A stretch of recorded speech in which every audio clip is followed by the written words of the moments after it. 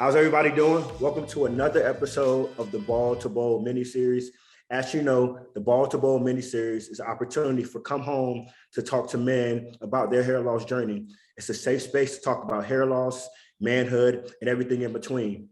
Today, I have a special guest of one of my brothers, and I've been knowing this guy since undergrad in about 2008, 2009, one of my frat brothers, Darius Love. Darius, welcome to the Ball to Bowl miniseries. We're glad to have you. Appreciate you, good brother. Thanks for having me. I say I never thought we'd get here, but look at us now. Ready to talk, ready to get into it, brother. Absolutely. So to Darius's point, again, we're line brothers. We've known each other since undergrad. At one point, Darius had an afro. At that point, obviously, I had a regular haircut. And years later, we're at a point that we never thought we would be at. Both bald men, but both killing it. So again, I'm happy to have you on this episode, brother. I know your story is going to be unique. DT, before we get into it, give a little bit of intro about yourself, maybe where you're from, where you live right now, what you do for a living, that kind of thing. Yeah, absolutely. So I am originally from Mississippi, a town called Greenwood in the Delta. Grew up there, whole bunch of families there. Southern boy at heart, went to UNC, like you said, and then left there. And currently I live in Los Angeles. I work for Disney. I'm a manager of employee relations for Disney. And it's been a hell of a journey, I would say. This year, over the past year and a half, lots of life to live. But I'm thankful for being able to speak with you, bro. And I would say, yeah, that's pretty much my story so far. Yeah, no doubt. One thing Darius left out is he also has a JD. He kind of left that out, you know what I'm saying? A little humble brag for my dog, but he also has a JD, so he's also a lawyer. Shout out to Marquette Law, I believe. Shout out to them. Yes, sir. Good 4 years in Milwaukee, Wisconsin. No doubt. So Darius, obviously it's super important that we get into your hair loss journey, man. You know what I'm saying? Obviously, again, I don't know if you got a filter on the ball right now, but he's looking super smooth right now. So this is good skin, brother. Good scalp. Salute to you, brother. But we see you now with the clean shaved head, obviously rocking it. But we know it wasn't always like that, man. So take us back a little bit. To what you recall, maybe your earliest hairdo. Was it the waves? Was it braids? What did you have coming up, man, before you got to this point? Yeah, let's get into it. So, I don't know if you are familiar with the bowl haircut, bro, but literally my dad used to cut my hair when I was a kid. I rarely went to the barbershop until my older brother, I have an older brother and an older sister, I'm the youngest of three, started taking me to the barbershop. But when I was little, my pops would literally just get like the teeth outliners and like literally cut my entire head with the teeth outliners. He probably the reason that my joint don't grow now, but so he would like literally sit me down in the kitchen with the teeth outliners and cut my hair and then like do whatever type of fading that he thought he was doing, with just teeth liners, right? So I'd say when I was about maybe 6th, 7th grade, my older brother Eddie started taking me to get chopped up with him. And so man, before you continue, let's talk about how it felt from going to your pop's kitchen haircuts to that barbershop. Were you seeing a dramatic difference between the kind of haircuts you were receiving now? Man, relief, bro, was the word that comes to mind. Like whole confidence. I would say, I can remember literally like first day of school when my pops would cut my hair. I'm like, damn, I really just don't want to be seen like this. But he did his best. But then when my bro started taking me to get chopped up with him by professional barbers, right? It's a boost of confidence. A haircut or now a fresh shave it can make all the difference in terms of how you feel, how you show up, the presence that you have when you're entering a room. So definitely, my brother taking me under his wing, I would say that's actually one of the first bonding moments and experiences that I can remember with Eddie, was going to the barbershop with him on Saturdays and getting chopped up. Dude, that's super dope because a lot of men can relate to the fact about that time being spent in the barbershop. Whether it's with your brother, your dad, your friends, that's definitely a place of camaraderie. So if you talk about how that actually was a bonding experience for you and your brother early on, I think that's incredibly dope. And I wonder how many men also share a similar story, man. So that's cool. And one other thing I'll mention, bro, is my dad also cut my hair until I was like at least 7th, 8th grade. You know what I'm saying? He wasn't cruel and didn't just only use the T outliner, though. He also had the Andes clipper that was meant to actually cut hair as well with the different guards. Yeah. And but you know, when the first time I went to the barber shop, I was stunned getting out of that chair. You know how sharp my hairline looked and things of that nature. And one quick funny story is my mom also cut my hair at one point because my dad was in Nigeria. So my mom gave me a haircut one time, literally the worst haircut I ever had in my entire life. I won't go too far into that story because it's a bit traumatic, but I know what you mean, bro. She had to step in, bro. She had to She did. come in. She couldn't send you out in the streets looking foolio. Which she did though. But she ended up sending me out in the streets looking foolio, man. But that's dope, dude. That's dope. So you are now going to the barbershop with your older brother. What kind of fades, what kind of haircuts are you into? Are you into 360 waves? Are you into the taper? What kind of things you had going on? Yeah, back then, bro, you know, 8th grade, 9th grade, all the way through high school, I was rocking the waves, bro. I had do-rags at the crib, and put them on faithfully, wore them faithfully, with the flap out. Funny story, Kenny and my line brothers used to give me hell for wearing the do-rag with the flap out. You're supposed to tuck it. I was told and learned when I got to college, but I rock waves, low Caesar, taper on the side. And I actually, it's so interesting because you wouldn't be able to tell now because I'm bald, but I had one of the sharpest, most like acute angled foreheads ever. Like I actually have a picture, bro, from 2015 of my lining. I don't know if you can see it, but Ooh, she was sharp though, DT. It was sharp, bro. Like, so you would, you know, that's what I was rocking with. I'm like, man, what happened? You know what I'm saying? Like the joint was a rectangle, you know? So, but that's what I used to rock when I was growing up, man. Just a short wave, simple. Okay. So you leave high school, come to UNC from Mississippi. Was this your first time in North Carolina or had you visited multiple times before that? Yeah, it wasn't. So I have an uncle, actually 2 uncles that live in Charlotte, and we're in Charlotte back in 2008 when I graduated from high school.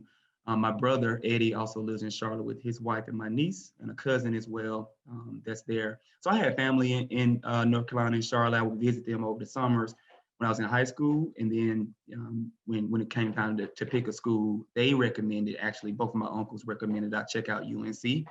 And was fortunate enough to get in, was a Carolina Covenant Scholar at UNC, and some of the best years, some of the best time, man, happened for me at UNC and in Charlotte. Yeah, so let's talk about the time at UNC, man, because obviously at UNC, you had a few different hairstyles as well, at least as I can recall. I recall at least you had the haircut for a while. We pledged, so we both came home together for the first time in undergrad, you know. So for those of you watching who may be in fraternity, may have went to an undergrad where they have fraternities and saw probates, it's kind of ritualistic for a lot of the Divine Nine fraternities to shave their pledges' heads for the probate. So Darius and I, when we probated, both had shaved heads. Who knew that we were foreshadowing what would to come? Also, another one of our line brothers, Chris Lyle, who did an episode as well with us, he's also bald. So who knew that we were kind of setting the tone for what would come in the future? But Darius, a bit after that, I know you experimented with another hairstyle. So talk to us about that. Yeah, absolutely, man. So I also want to say it was a blessing and a curse to be bald for probate, bro, because one, I was like, dang, y'all about to mess up every type of pattern thing that I got going on, I've had going on for the last 19 years, but also it let me know, you know, hey, I'm not a bad looking brother if I go bald. So that was a double-edged sword. But after that, you know, in undergrad at UNC, I actually thought I wanted to get locks. And actually not thought, I was gonna get locks, man. So my junior year, I believe, I started that journey. It was growing out my baby fro. I got to like 5 months of having the fro. before you calling me Sprite Man. If I remember, it was a Sprite Man back in the day with the commercial. He had the little fro, but everybody would give me hell about my baby fro, man. But I was good. I was like, yo, I'm the joint growing out. I'm about to twist up. And I was in the club, man. It's actually what made me cut my hair and decide to take a different path in terms of my hair journey. I was in the club in downtown Charlotte one weekend, about 5.5 months into my Afro hair growth. Mm-hmm. And man, I was in the club like, man, I got a fro in the club. I can't do this right now. What am I doing? I had an epiphany, Kenny, and I was like, yeah, I need to go ahead and cut this. I don't know why. For some reason, being very honest and candid, I didn't feel comfortable in the club with the fro in 2000 and I think it was 11. So I cut it, but I didn't cut it. Go ahead, Kenny. Do you think it has something to do with the times? Like, obviously, you probably weren't seeing that many other folks with Afro. You might have been the only person with Afro in the club. I think so, man. I think so. I wasn't seeing, too many brothers with fros in 2010, 2011. So that may have been the reason. But yeah, I abandoned like 5 months of growth, right? But I didn't cut it all the way. Question here, bro, because I'm certain that wasn't your first time in the club with the fro, right? You had, because not like you didn't go to a club all 5 months, right? So in month 4, I'm assuming you had went out to the club, because we were young, so we were definitely still out at that point. So what made it this specific time in the club that you were like, yo, something is off? I just thinking back to it, brother, I can't remember. I can't remember what was different about me being, I can't remember, was it Club Sweet in the Epicenter? One of those clubs, I can't remember what it was that was going through my mind in that moment that made me feel uncomfortable with having the fro, but I just remember the feeling. I can still to this day remember the feeling of being like, yo, I feel uncomfortable with the fro in the club right now for some reason. And obviously I had like dealt with people joking on me and all this stuff 5 months before that, right, when I was growing it out. So that didn't bother me. Maybe, you know what it is, Kenny? Maybe thinking back to it, I actually wasn't ready to just get to go and move forward in the lock process. Maybe I had convinced myself that that this is what I wanted to do in the beginning, but when it was time to actually commit, right? Because 5-6 months, I think from my research, that's the time that you're about to get ready to go twist up and then start that process of weekly, whatever, beeswax, all that stuff. Maybe I got a little nervous about like actually committing, right, to moving forward with that hair decision. So that probably was it, bro. Okay. But then after that, I didn't cut it all the way off. I went to a faux hawk, which is a big hit, actually. Hey, Darius, I'm not gonna lie, I need some of these pics. So after we get off, I need you to find a pic of when you had the Afro, the faux hawk, and send it to me for sure. I got you, bro. On the faux hawk, the Afro, I wiped those out of my memory. It was a traumatic time. All right, say less. But went to a faux hawk. By that time, junior year, my beard was coming in full, so the faux hawk blend was rocking. Got a lot of good reception from that. Felt good about it myself too. Then went from the faux hawk to a mohawk probably, and then from the mohawk just back to the regular season by the time I graduated in 2012. So you, at this point, you graduate in college, you've had a few different looks. You go into Charlotte after school, and then also obviously get to Milwaukee at some point to attend law school. During all that time, were you still experimenting with different hairstyles, or you primarily rocking like just the low cut? Yeah, I had stopped experimenting, man, because I actually had started to notice after undergrad in 2012, my joint was getting a little light at the top. Like, I got the strong line, right? It's a baby line, little two head, but it started getting light up here. And I'm like, damn, maybe this is because I've done a lot with my hair. I've grown an afro. I went bald, then grown an afro, then a faux hawk. So I'm like, am I messing up or doing something wrong with my scalp? And this is the response. So, but it wasn't awful. It wasn't something that was like super noticeable at the time in 2012, 2013 when I'm heading up to Marquette. So I decided to keep it low, not do no more, experimentation with the look. And I was just rocking the waves and short Caesar. Okay, so you've already noticed it a bit, but you're not. Sounds like you're not really feeling too threatened by it. You're not thinking, oh, I'm going bald. You just you may probably been thinking like, oh, this is gonna grow back at some point. Nothing, you're not alarmed by any chance, right? Right now you're Right. good. Yeah. I'm like, I'm good. I can brush this down a little bit. I got the, you know what I'm saying? I can just finesse that. Right. So talk to me about the point when you realized that actually something was off here for real. You know what I'm saying? What was that like? Because let me know if you remember that moment. Because I talked to a lot of men who are like, yo, I remember exactly when I was like, yo, something is wrong. And I remember it for sure. I know we talked about it. Oh, do you recall that moment? Yeah, man, just burnt in my mind. Traumatic. You bringing up a lot of trauma on this call, Kenny. Just playing, just kidding. But yeah, I do remember. So around 2016, I graduated from law school in 2016. And now I'm in the world. I'm a professional, young Black man professional, 2016, 2017. Early 2017, I got a dedicated barber in Charlotte, my guy Skeet, who I was going to, not Charlotte, Milwaukee. I was going to since 2013. And then, I noticed that, okay, it's getting progressively a little light up in the top part, right? So early 2017, my uncle, who's really like a dad to me, my uncle Phil, who lives in Charlotte, we always joke on each other. He's in his mid 40s and he's holding on, believe it or not, to his to the dome. But he would joke on me like, "Yo, it's getting a little light up there," and I'm like, you just being Uncle Phil. But then I started noticing to myself, like, okay, I progress each time I go to my guy Skeet to get a cut in Milwaukee, early 2017. I'm like, okay, go as low as you possibly can, bro, to blend this, to make this and this blend, right? So, Skeet is a whiz magic with the clippers, so it was good.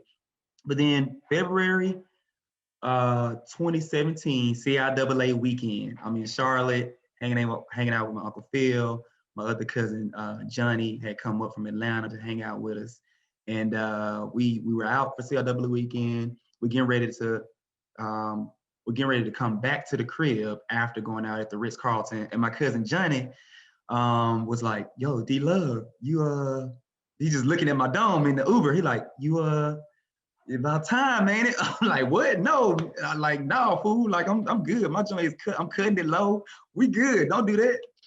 But that was the first time I was like, okay, dang, my cousin Johnny said something. All right, let me really look at it. So I get back to Milwaukee early March, the first week of March, and I'm looking in the mirror. I'm like, okay, it's pretty light. I'm getting a cut every week because I have to get it cut low, right? And because if it grows out too high, you see the light patch in the middle.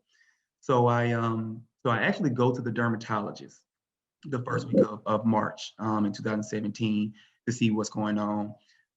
Keeping in my mind, my older brother Eddie is bald. He went bald in his early 20s. My grandfather on my mom's side is bald. On my dad's side, my dad, who unfortunately passed away in 2014, at the time of his death, he had a full fro. He had a full gray fro, but a full fro, so he wasn't losing hair. But on my mom's side, there are a lot of men who are bald. So I was like, okay, I knew that this was a possibility, but I'm like, man, I've been holding my joint strong, into my late 20s. I was about 27 at this time. And I go to the dermatologist. Dermatologist tells me I have regular male pattern alopecia, or I can't remember what it was, but alopecia, something like that. He says to me, the dermatologist says, we can't save the follicles that are already gone, but we certainly can, preserve what you have. You just keep getting it cut low. So he gives me a topical solution to put on my scalp, because I also was having some sensitivity and like redness and pain, because my head is super sensitive. My scalp is, and so he gave me that, and then some pills to like slow down the progression of the hair loss. So after about 2 weeks of using the solution. Darius, do you recall what they were, like the names of them? Do you know if one was like Rogaine or Minoxidil, anything like that? No, I don't at all, bro. I don't at all remember the names, but I remember the solution. I would put it on daily and rub it in, and then take the pill, maybe like once a day too, for about 2 weeks. Okay. The redness and swelling of my skull, of my scalp, went down and stopped, and then it was mid-March when I was like, okay, I'm leaving the office. At the time, I was an attorney for a law firm called Ogletree Deacons. And I was leaving the office on a Wednesday to go to the barbershop for lunch to go get cut. And I don't know what it was, but that day I was like, Skeet, yo, just shave it, bro. Take it all off. And he was like, what, bro? You good? Why? You know, trying to convince me, right, that I'm good. I just keep getting the low joint. I've talked to a lot of guys up here, and we're starting to realize the barbers low-key the ops, yo.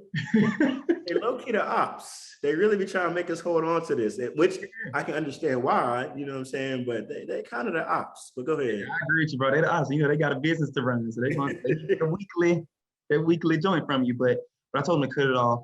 He's like, all right, cool. So he first used like the shaver, the electric shaver, because at this time I was not using any type of straight razor or razor at all. I was using the electric shaver. He took it off, man, and I actually got the picture when I got back to the office that I posted on Instagram that day.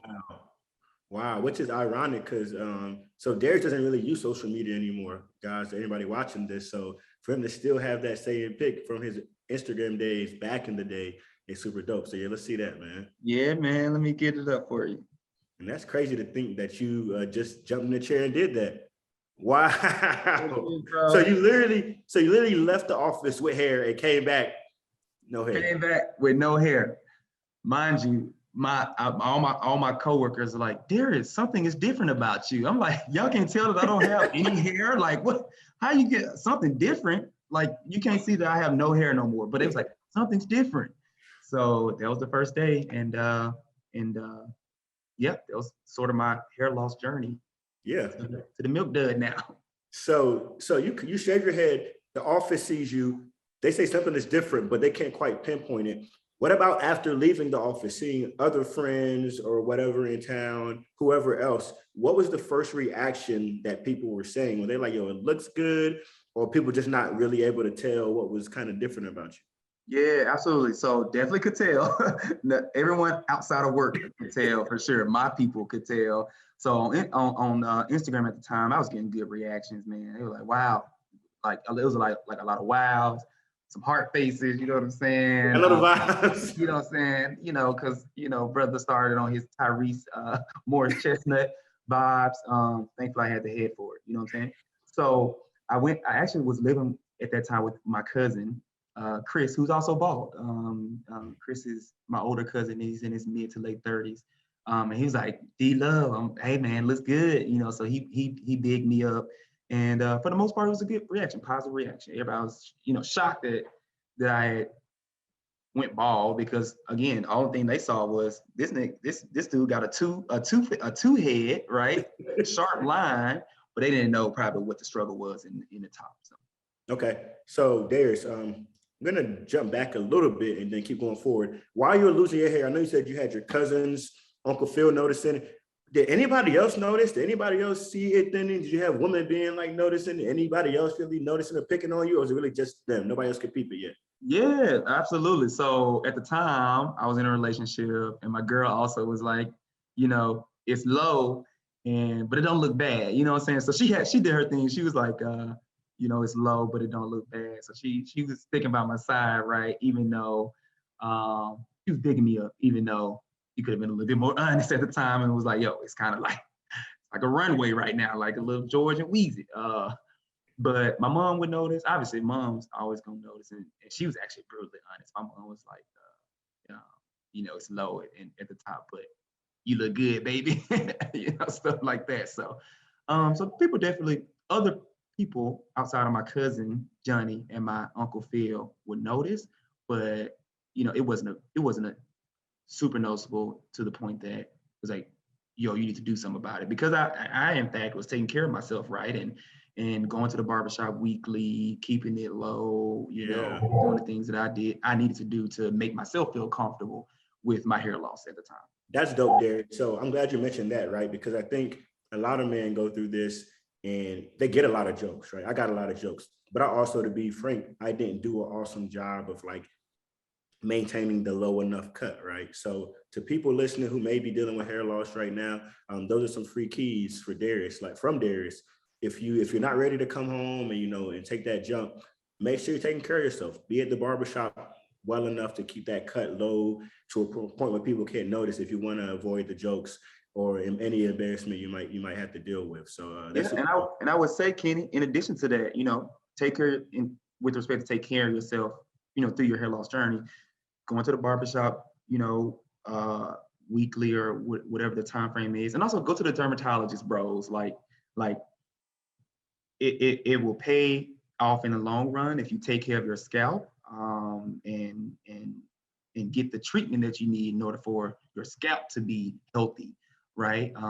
Even if the hair follicles are going away and losing, you still need to make sure you take care of your scalp. Oh, Darius, another question. So they put you on that medication, your scalp, the redness, swelling, things of that nature actually subsided, but it was supposed to prevent hair loss, right? So did your hair also stop thinning? Was the medication working, or because I'm like you at some point you just said forget it. So like what happened here with that medication? Yeah, absolutely. Yeah, I thought it was, the 2 weeks that I was prescribed it.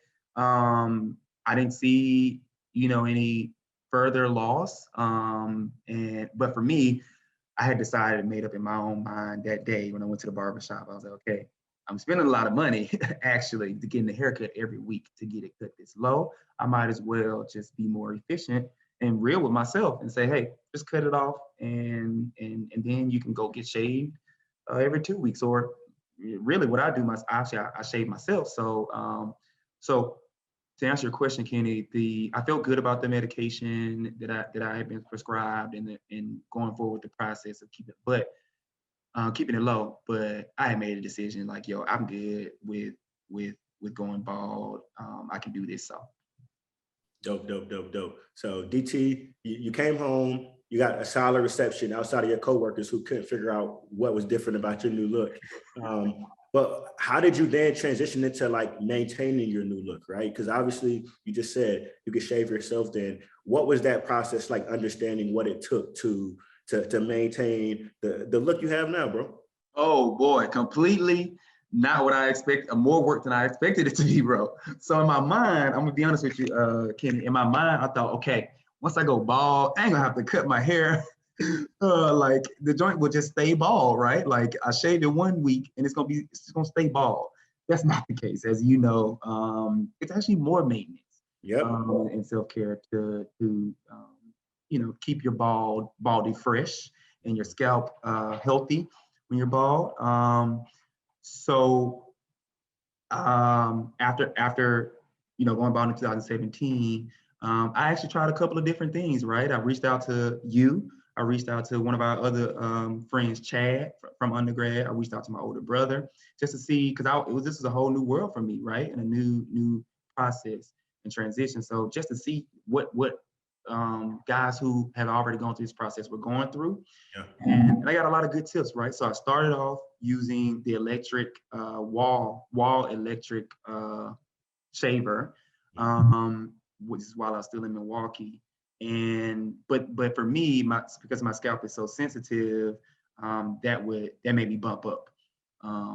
And obviously no one wants to be looking like a Brillo pad by the head. So I did that for about a couple of months, and then I decided, okay, I got to make a change.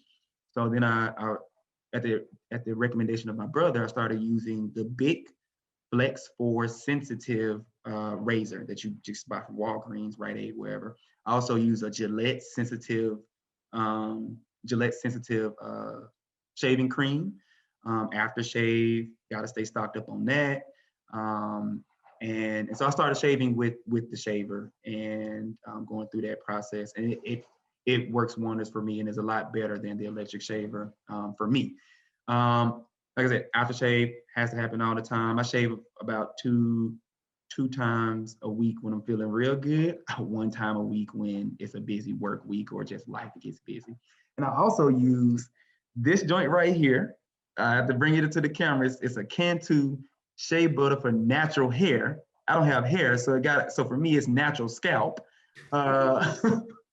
But what it does, man, I put it on after my aftershave, and it really does for me sort of stop the shininess of my scalp, and it kind of dulls it and it moisturizes it, right? So it can be smooth, all those things. But for me, like I said, I also know that I have a shiny baldy, so I have to like mitigate that with something, and that helps me out a lot. No doubt, no doubt. Two quick questions for you, Dave, that you can think of right now. Two quick questions. One, what's the best thing about being bald? And then what's the worst thing about being bald? Yeah, I'm gonna start with the worst. So the worst thing about being bald, bro, is just again the maintenance of having to shave every couple of days. I work from home, so a lot of Zoom calls, and but I've adjusted. Typically, I'll wear like a Disney hat, right? Because it is a relaxed environment when I have not shaved in a couple of days.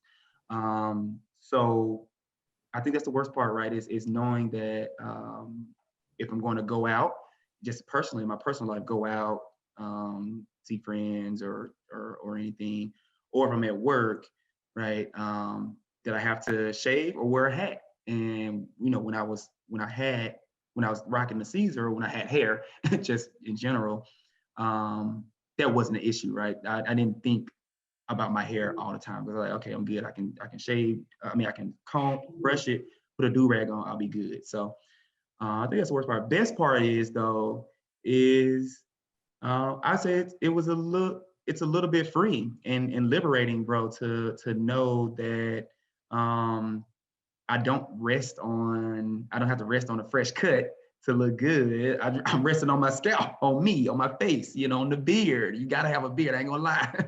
You bald, you need to grow a beard or like get one transplanted on your face because it makes a difference when you're bald.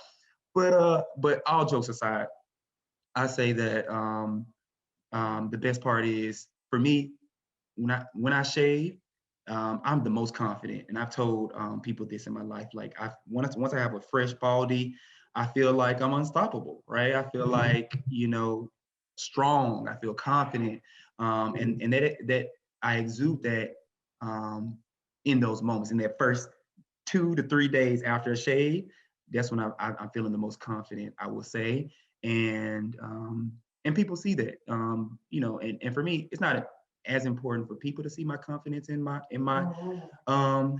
baldy and all that. It's for me to feel that. So I think that's the best part about being bald is that I rest on me, on my appearance, right? Without hair to feel confident. ADT, man, you just talked about how much the fresh ball makes you feel confident. And on this show, we always got to do what we like to call the ball check. And the ball check is like, we got to let the special guest show off that ball. It's like you got a freshman today, but let's see what you're working with. Let us see. Oh yeah, I'm giving you the 360. I'll give you the 360 pan. Yes. Yeah, that can two working wonders, ain't she? Yeah. Hey, get you some can too, fellas. I'm telling you, it's for the fresh scalp, not fresh hair. Already. That's solid. Super official, man. Super official. DT, we're going to the back half of the interview now, man. Okay. Ask you a few kind of lightning questions and just give us the first thing that comes to your mind, bro. Cool. All right. Very first question. The one thing about bald guys we know is like we don't have the opportunity to switch our hairstyle, right? Like you got hair, you can try to go dreads, you can go afro, you can do a mohawk, you can do the Duke starting five a little cut with a little sponge. You got options. We don't have as many, right? So a lot of bald men will turn to hats. That's kind of the way we switch it up. What would you say is your favorite hat? Yeah, absolutely. I'm gonna have to say a snapback. Snapback for me is my go-to hat, favorite hat. I actually have one that I've had for a couple months now. It's a black and white hat. It says billionaire on the front. I don't think I have it close to me right now, but it basically says billionaire means billionaire and visionary, something I see for myself one day. And also it looks good. It sits on the dome on my baldy great, and it's comfortable. I don't really like to rock fitteds just because I got a small head, like in most fitteds, even in the small size, don't fit on my head. So I like snapbacks because I can adjust it. So I'd say that's my go-to. All right, no doubt, no doubt. Next question, man. We talked about grooming products, your grooming routine. If you have to think about all the grooming products you may use, whether it's for your scalp, your beard, cologne, whatever, what do you say is your go-to grooming product? Go-to grooming product. I would have to say, in addition to the Cantu Shea Butter joint that I mentioned earlier, just in general grooming though, is Kiehl's. I like to use the Kiehl's face wash. It's an exfoliating face wash. Use it every morning. It wakes me up because it's super strong. It's like a peppermint scent. But you got to take care of your skin, especially if you don't have hair, right? You have to take care of your skin, right? So it can be presentable. So that plus a Kiehl's dark spot remover. So I use that as well on my face when I have any dark spots, or my head when I accidentally nick myself with the razor to remove dark spots. So those are my two go-to grooming products. Okay. Next question we have here is, if we think about it, man, today, like, in my opinion, bald is in. Like, you see bald guys killing it everywhere in sports, business, Hollywood, across the board. And there's been so many men that's kind of set the bar for, for that bald look. I'm rocking a t-shirt right now. You see Tupac on my shirt. Right? Tupac. So you have to think about all the iconic men across, all these different industries, and even, men in your family or whatever. What would you say? Can you name to me, in your opinion, the top 3 most iconic bald men? Yeah, man. I think I said a couple of them earlier, but I'm gonna preface my answer by saying, obviously, I was born in the '90s, born 1990. So the bald men that I looked up to were in film, a lot of Black films, and music, right? So actually, I've gotten a comparison to the singer Joe. Remember Joe? Because he's Black as hell. I'm Black as hell, and he's bald. But definitely appreciated Joe's baldy and his confidence that came out through his music during a time where you had brothers like Babyface and all these other people that had hair and locks and curls and S curls and all that stuff, right? Joe was on point. Again, going back to movies, Tyrese and Morris Chestnut, I think are set the standard for Black brothers, dark-skinned brothers in film in the 90s, early 2000s with their baldies, right? So they always, obviously, chicks always are gonna gravitate to those too. So I'm like, yeah, that's me too. Put me in there too. D Love, Morris Chestnut, Tyrese. What more do you need? So those are the 3 I would say Ken I looked up to. No doubt. All right, we're going to the 2 last questions here, man. These are going to get a bit deeper, man, because the idea for Come Home, yeah, it's about overcoming hair loss, because that's something that many men have to deal with. But it's also a little bit deeper than that. So the first question I'm gonna hit you with is, one, if there's some guys watching this right now who are still dealing with hair loss, fighting it, haven't decided to come home yet, what advice would you give them? Yeah, I would say to those brothers to be authentic with themselves about where they are in their hair journey, right? If they're at a place where they see it fading a little bit, but they want to save it, do that, right? Put the money and resources into yourself. Go to the dermatologist, go get whatever products you need to make you feel better, right? No one can make you come home but yourself. So do that. On the flip side, being authentic with yourself is looking in the mirror and saying, yo, I know I can look better, and allow yourself the space to do that, right? Without thinking about how others will view you, but how you view yourself when you look in the mirror. And if you get to the point where you say, okay, I know I can look better by being bald, then do that, right? So follow your own path, but be authentic in that path and real with yourself, basically. Okay, no doubt. Last question here, DT. Come Home, as you know, the way we spell it in French, it translates in English to mean as a man or like a man, right? So our big thing isn't only about hair loss, it's also helping men embrace their natural evolution as a man. So when you think about manhood, what does that mean to you? What does it mean to be a man, bro? Yeah, absolutely.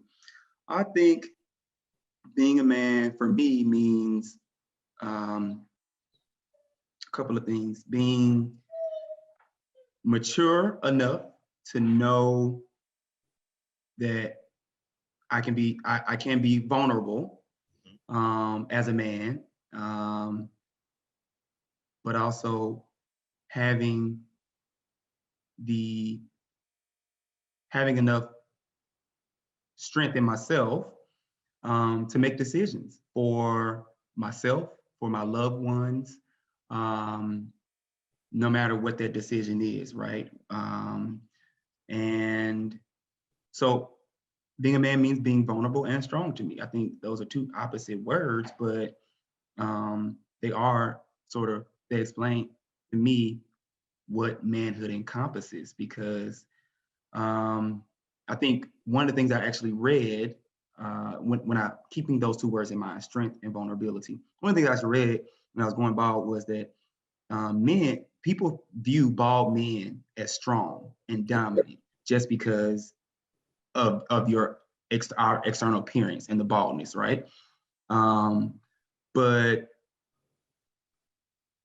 for me, that you have to, when I think about me being bald and how that translates to me being a man, you got to go deeper and really exude your strength in your relationships with other people, in the decisions that you make for your life and that will impact other people's lives.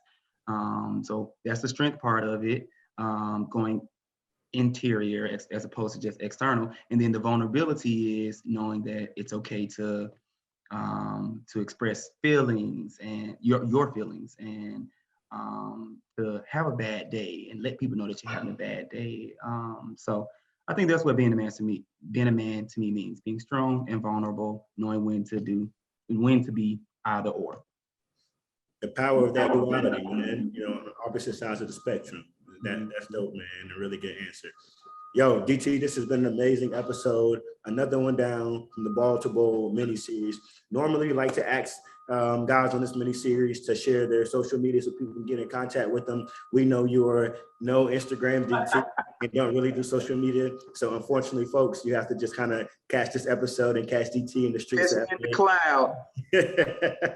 In the streets of LA, wherever he may be. Bro, dude, thank you so much for joining us on this episode. A lot of your answers were super powerful and super insightful. Hope everybody watching gains or gleans something from this episode, man. So until the next time, this has been Ball to Bold with Come Home and our good brother Darius Love, man. We'll catch you on the next episode. Thank you, Darius. Appreciate you, Kenny. Thanks, everybody.